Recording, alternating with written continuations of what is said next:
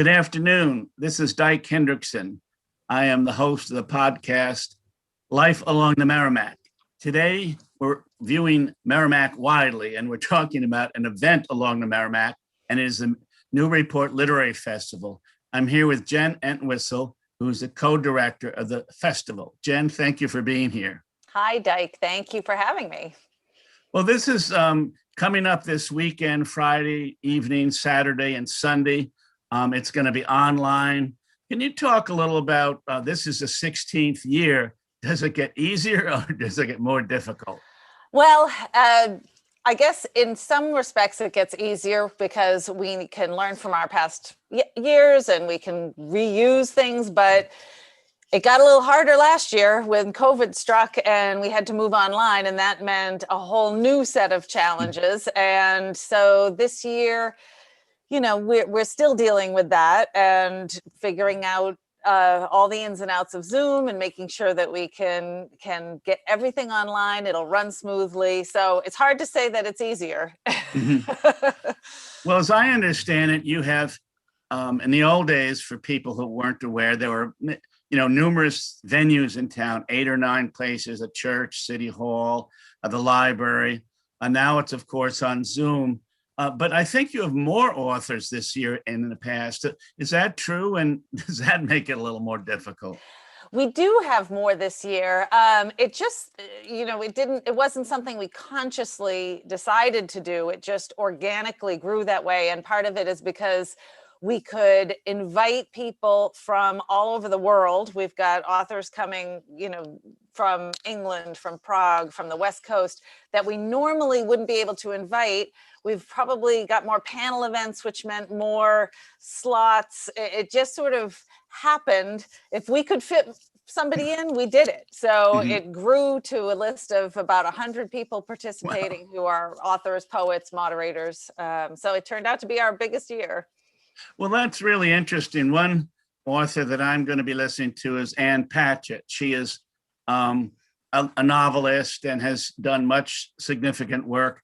And I think she was invited in the past, but that she's down in Nashville. But I understand she's going to be participating, perhaps because it is online. Right. She has always turned us down. She did not want to travel, which is understandable. So this year we reached out to her and said, well, you can do it from the comfort of your own home. And she said, yes. So we were thrilled. She's a great author, and she also owns a bookstore. And I think she's going to be talking about elements of bookstores. And of course, in Newburyport, we have Jabberwocky, and that's, of course, active again. So it's going to be exciting to have someone like her. Are you honoring anyone this year, Jen? Yes, we are honoring poet Deborah Warren. For folks who might not be familiar with this, every year we have an honoree from a different genre, so fiction, nonfiction, poetry. So this year it's poetry, and that is what dictates our Friday night event. So our opening ceremony is going to be focused on Deborah Warren and her poetry, along with, of course, Vicki and I will be there ready to welcome the masses to our festival. I would mention, first of all, Vicki, that Jen mentions, Dyke Hendrickson. She was the founder and she's now co-director with Jen. And so there is a Friday night welcome, as Jen said. And I would also mention that all of the events are on the website, Newburyportliteraryfestival.org. So if you're wondering, if there's a speaker that you want to hear or which one should I do, I think they should probably go to the website, Jen. Would you recommend that? Yeah, absolutely. I mean, the full schedule is up, and that's also where you would register for each event. So all of the events are free, but to get the link to that event, you need to register. And that's very easy. It's just a matter of putting in your name and email so that we can email you the link. In the old days, bookstores were very much a part of this. And I've had a couple people ask me, well, if I like an author, how can I buy a book? Are the bookstores involved, Jen? Yes. So you mentioned Jabberwocky. That's our very local bookstore here in town. We also partner with the Bookshop of Beverly Farms, and both bookstores have created a page on their website of all the festival books. So you can go to their websites and look for the Newburyport Literary Festival page, and you'll be able to pick as many books from our festival as you would like to read. And we highly And so, encourage that. well, I remember in the old days, there used to be stacks of books. Right. The author would leave a little early. I spoke at the South Church a couple times, and so the author who was talking to me would leave a little early, and then she'd be sitting at the end of the church. But now, like everything else, things are a little different. Right.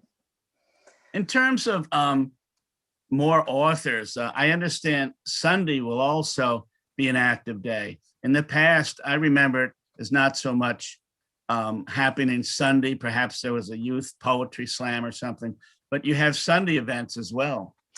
Yes, well, when we are live in town, we're able to use up to 10 venues at any given time. So we've got 10 events going on all at once, which is a full schedule, and we were able to pack it all into one day. But since we're online, we only have 3 concurrent Zoom tracks. So that meant we needed a second day in order to have the full schedule of events. Now, last year we actually did do 2 days, but it was spread out over 2 weekends. We did it on a Saturday, and then we did it the following Sunday, partly because last year at this time, we weren't so sure how it was going to go. We thought we might need a week to recalibrate, but it all went smoothly. And so we realized we should just do it all as one weekend this year. Well, I thought you folks did a great job last year because, it was kind of a rush to get it going. Right. Had to make the decision, well, we can't do it in person, we'll go online. And you had to reorganize everything. But last year it seemed to go well. And in some cases, I think you had more people attending. Like last year, I spoke on a book I'd written at the time, New England Coast Guard Stories, and there are close to 90 people online when it started. Of course, there weren't that many when I finished, but we won't go into that. But as I understand it, you can get a lot of people, and people from California and New York, and a lot of people can tune in.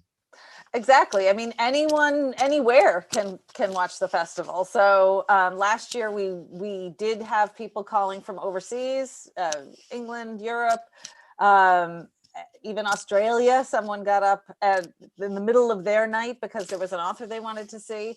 So, which is the same this year. I've already received a few emails from people asking questions who are not Newburyporters. They're hearing about us through other channels, and they want to know how to see the events.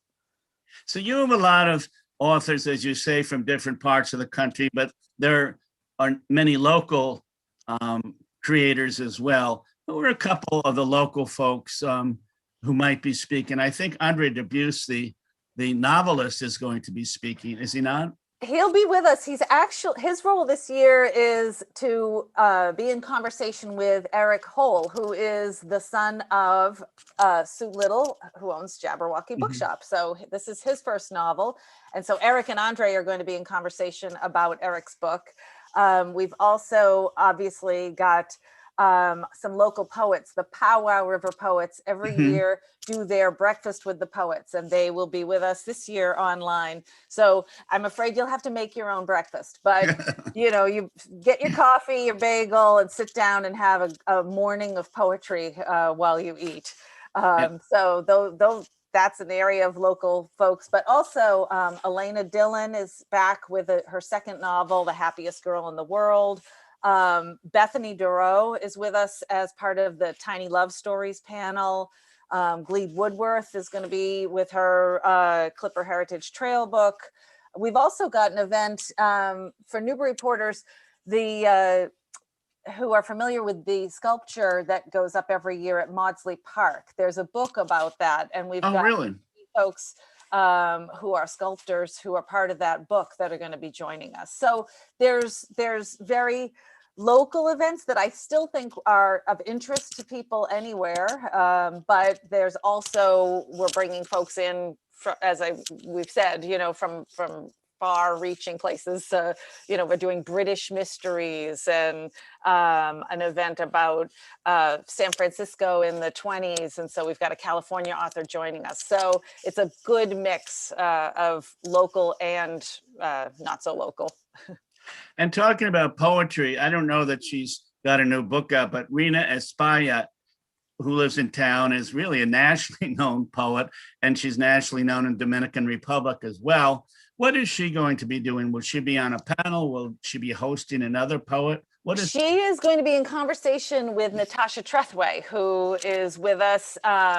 She is going to be receiving the XJ Kennedy Poetry Award. She's also got a memoir out right now called Memorial Drive. So Rena is going to join that event and do an interview piece with Natasha. Well, that should be exciting. And as I said, we're talking back and forth here, but there is a website and the whole schedule is on the website. I'm Dyke Hendrickson. This is the podcast, Life Along the Merrimack. I'm speaking with Jen Entwistle, who is the co-director of the Literary Festival, which starts on Friday.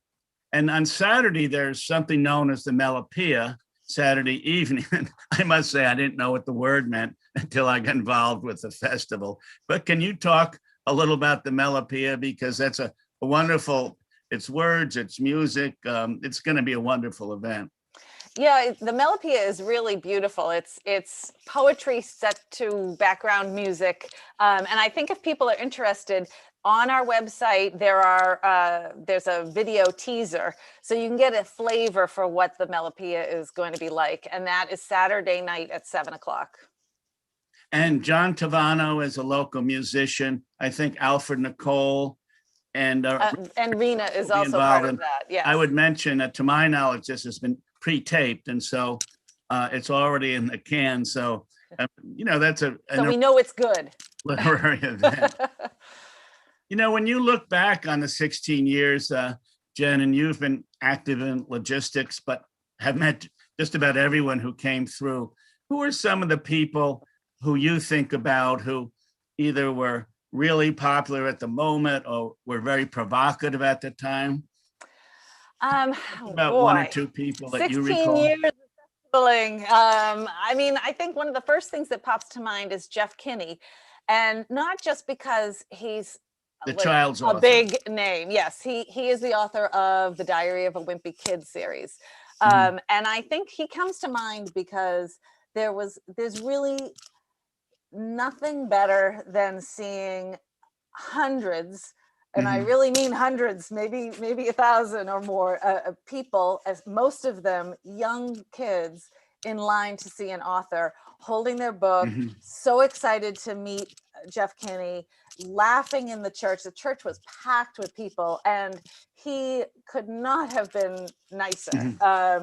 He met everyone, signed every book, made everyone feel special and talked to them. And it was really amazing to see. I think that is one of the moments that just stands out most in my mind. I think, as you know, Jen, he started at the Newburyport Daily News right here in town. Oh, that's right. He does have a Newburyport connection. He was a cartoonist. I don't think that, he saw other options for his talent, but he's among the best-selling authors in America because, as you say, he has an enormous following. And of course, when the young people grow up and perhaps kids have kids themselves, there's quite a following. Right. One event that I remember from several years ago, Jen, was when Senator George Mitchell came here. He had just written a book titled The Negotiator, and he talked about his work in helping to negotiate peace in Northern Ireland. It was at the Firehouse, and I know you remember that. Yes. It was quite a provocative evening, wasn't it? It was. It was so special to have him here. That was a real, just the energy in the room and the excitement around him. I thought was a really great event. Yeah, it really was. It's one of my high moments because I was on stage. I was interviewing Senator Mitchell. My wife, Vicki, and I had lived in Maine, in Waterville, Maine, from which Senator Mitchell is from, and our daughter, Leslie, had been a page for him. So we were so thrilled to see George Mitchell. He did a wonderful performance. And so that is a high memory for me. In terms of popular people over the years, Andre Dubus has been quite popular, hasn't he? It seems like every time I remember seeing him speaking, there was a line out the door, and Andre lives locally. He must be one of the most popular figures. Oh, absolutely. I mean, Andre packs the house every time. There's always people trying to get in, and unfortunately there are fire codes, and at some point we have to say we've got enough. But Andre fills the house every time. Who are some other folks that you remember over the years? They're different, genres. There could be poetry, it could be history. Anyone else pop to mind who? Speaking of poetry, when Robert Pinsky was here, and he was here with a jazz band, doing an event to music. I thought that was really great. I personally, I'm not that, I don't know poetry as well as I probably should. And there's something about adding that musical element that I thought made it just sort of a magical event, having the two together. So that stands out in my mind too. Another good musical moment at the festival was when Peter Gurelnik was honored. He lives locally, West Newbury, I think. And he is really a national leader in writing about rock music. He is a foremost biography of Elvis Presley. And I think they had a band that evening as well, Jen, and they finished up with quite a lively presentation. Well, and Peter is with us again this year. So his event, of course, I can't remember which day it is off the top of my head. So check the schedule, but he's with us as well. One person, a novelist who came several times, was Tess Gerritsen. She actually created characters that became a TV series, Rizzoli and Isles. She lives in Camden, Maine. And she was popular in each time that she came, was she not? Oh, yes. I mean, all of the mystery people, mystery is such a great genre, and the people who read mysteries really devour mysteries. So, Tess is a very popular writer. Dyke, you are often our moderator for the mystery panel, and I feel like that always gets a great crowd because people love their mystery stories. And, I found, because I was the moderator, frequently people are writing their own mysteries. And so this is a good chance for them, because Tess Gerritsen, of course, is among the foremost of mystery writers. And it is interesting because people say, well, I'm just working through my first mystery novel. How would you suggest? How many hours should I write per day? How should I research this? And, Tess is, very generous. So those are basic questions. But I thought she and others have been very generous with, when people say, gee, I want to write a book. Can you give me some advice? But I thought she was great about that. Yeah, absolutely. And we do get a lot of folks come to the festival that are writers themselves and want to ask questions about the process. And actually, this year we've got a panel called Inspiration to Publication, and that centers around a debut novelist, Virginia Hume. Her book Haven Point comes out just shortly after the festival, but we've got her editor, her agent, and an outside publicist that all work together, to bring that from her inspiration writing, at the kitchen table to now a book that's coming out that will be in the bookstore. So I think for anybody who's interested in how to get there themselves, that's an event that they'll want to go see. One author you've had before is Gleed Woodworth, and she's a local historian. I noticed that she has a book out about a tour she gives of the and every time I've seen her speak, she really brings in a full house. So local history must be a popular subject as well, particularly when you have Glee there. Absolutely. I mean, the folks who work on the programming for the local history track bring in great people, and that when we are in person, people tend to go to the city hall and they just stay there all day. They want to hear one event right after the other. So that's always a really popular program. I saw one at City Hall a couple of years ago. I think it was called A Found Slave or something that referenced the fact that George Washington had a slave who actually escaped during her lifetime. And I think she came and ended up living in Portsmouth, New Hampshire. But the historian who wrote that was terrific. And I remember that was a packed house. And we think, or at least I think of George Washington as this noble human being. And to think that he has an all points bulletin out so they can catch a slave. It was an interesting moment in terms of history. Right. Yeah. And I would just mention, not to plug myself, because I don't even know if the book is out yet, but I'm speaking about the Merrimack River. I have a book come out at the end of April. It's a few days away.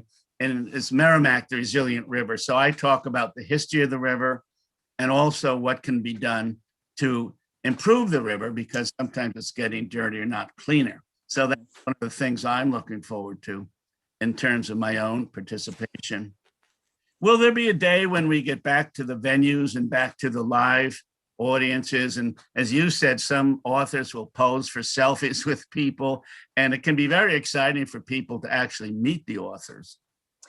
Right. I mean, when we're live in person, the authors do book signings and have conversations with all of the attendees that want to stop and chat with them. So, that is the downside, obviously, of going to an online format, is we don't get that personal interaction. So I really hope that we are back to an in-person event, maybe next year, but all we can do is watch what the guidelines are, see how people feel. I mean, will people feel comfortable sitting in a crowded venue, or are we not allowed to have a crowded venue? Will it be limited? I just don't know at this point, so well, there might be a mixture as well. Right. Some days you might have 20 or 30 live and then more, because as we've discussed, you're drawing spectators from a very far distance, not just Ann Patchett, who's an author, but spectators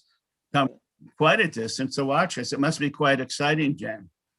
It is. It's great to see, people coming from so far online to watch our events. I mean, that's a pretty exciting and satisfying feeling. So this is Life Along the Merrimack. It's a podcast. It's on 96.3 Joppa Radio. It's on local Channel 9, cable TV. The festival starts this weekend. And Jen, you're involved quite a bit with logistics, and you have to make sure, the people are getting here.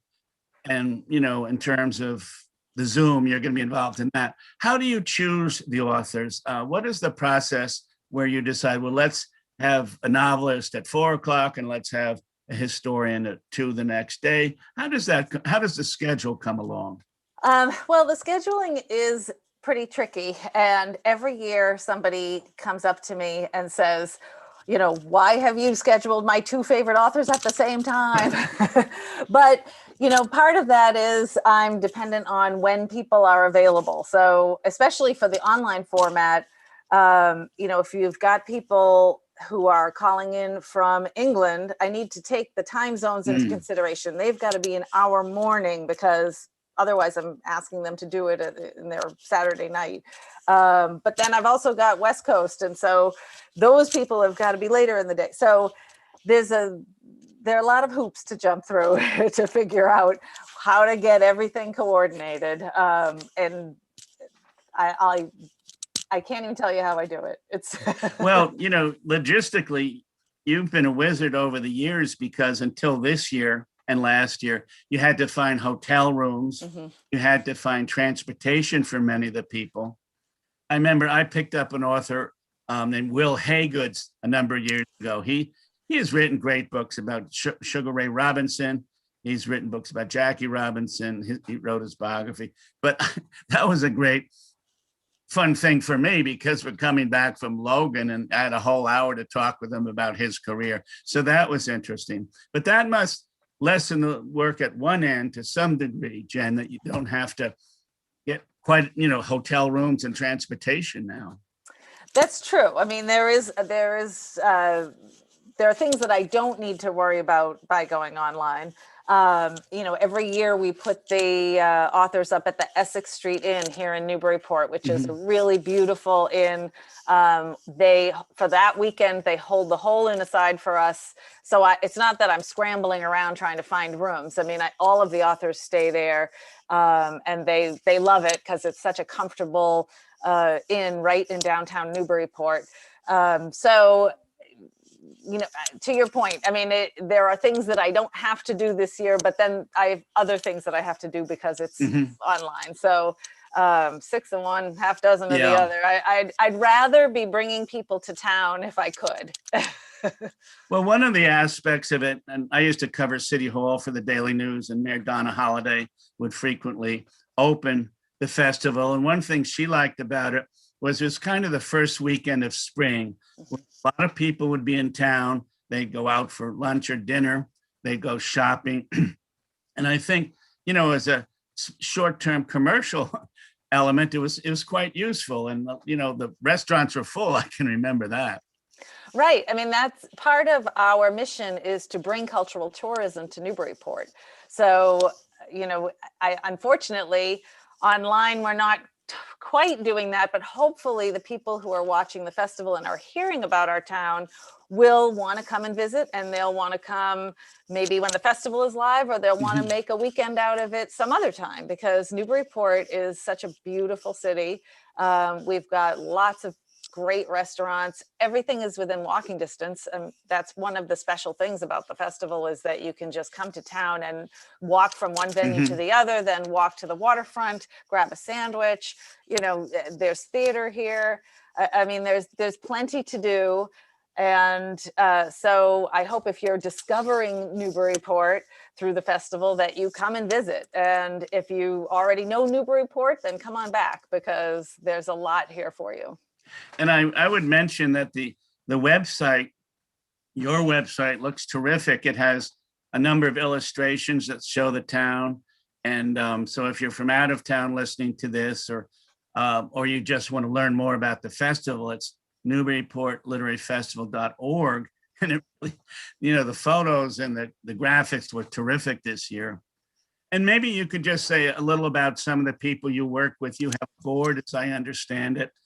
Do you meet monthly, or how, if you have any names you would mention, that would be great. If not, how does the board work? I mean, does everyone decide on the authors, or? So we've got some folks who are focused on the programming aspect. So myself, Leslie Hendrickson, Hannah Harlow, and Meg Mitchell-Moore all worked together this year to come up with this lineup of fiction and nonfiction authors. Alfred Nicole works on our poetry. Bethany Dorough and Glee Woodworth work on our history track. So we've got a great team of people who are looking at what are the new books coming out, what topics do we want to cover, what have we done last year. We don't want to do the same show every year, so how do we mix it up? What are some new ideas? But then we've also got, I want to actually stress, everybody who's doing this is just a volunteer who is doing it in their free time. So we've got someone focused on PR. We've got people focused on, when we're live, organizing all of the volunteers that it takes to make the day run smoothly. And of course, my co-director, Vicki Hendrickson, who is your wife, she's an integral part. So, we've got an amazing team of people that work hard all year long to make this happen. Yeah. Well, Jen, thank you very much. 16 years. This is the 16th year. It's second year online. It's going to be an exciting event. It's this Friday through Sunday. You can check out the schedule on the website, which we've given several times. This is the podcast, Life Along the Merrimack. I'm Dyke Hendrickson on 96.3 Joppa Radio and Channel 9 cable TV. I was with Jen Entwistle. Jen, the co-director. Thank you very much for being on the program, and have a good weekend with the Literary Festival. Thank you very much, Dyke. Okay. Goodbye.